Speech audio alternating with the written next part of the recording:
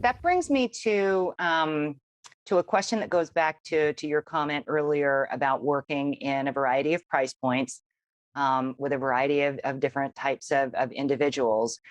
One of the questions that we get most often is from agents who are concerned that if they pursue a luxury clientele and refine their branding such that their messaging is resonating more with a more affluent clientele, that they run the risk of alienating the moderate price point clients who don't think that their property is expensive enough.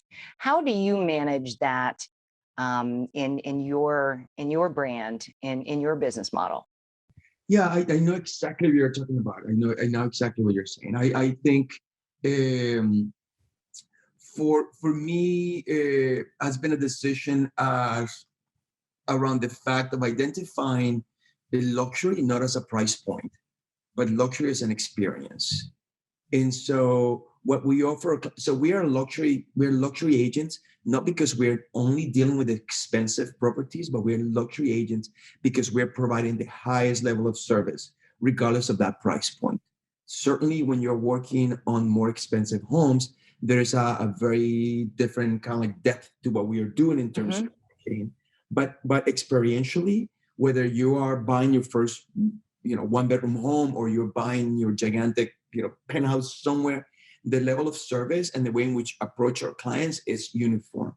It's uniform and it's consistent. And so I think luxury is an experience to me. And so we provide that experience regardless of price point. And I think that when we started understanding that very clearly, a lot of that kind of like pushback that we were getting, because it comes from both, it comes from both. And we will hear sometimes from people that had, that had luxury listings that would say, "Oh my God, no, we think you're you're even too fancy for us." I'm like, "What are you talking about? Your house is a gorgeous single family home, an $11 million. How could I be too fancy?" And then you will have also, the pushback from people who thought like, you don't have the time for my listing, or you don't have the time for my home search. And so really just for us and for me was just understanding that luxury has nothing to do with price point, but really has to do with how, the experience that we provide to our clients. Because luxury, when you think about it, luxury is very subjective. It Uh, is. just because something is expensive doesn't mean that it's luxurious, and just because something is not expensive doesn't mean that it is not. And so you have that subjectivity to it. And so when you take away the price tag out of that, and when you focus on the experience, you have that ability, I think, that to connect. And I so think we are. Make it, sense? it does. I think it's brilliant, right? And I believe that that's possibly the nicest package that I have heard a response to that question from. And so I hope you don't mind that I'm gonna use that in my training, No, of right? course. Of Because course I say it's something yeah, smart for crying out it's perfect. Time flies, and as we wrap up our time together, I want to give you an open-ended question. Maybe loud. something that you learned later on that you wish you knew right up front, but what kind of words of wisdom would you give to our audience, the listeners who are looking to increase their position in the luxury real estate market or take their business to the next level from that service perspective? Hmm. I gotta have more than one word. And let me say, I'm trying to make it, as you have discovered, Tammy, I talk a lot.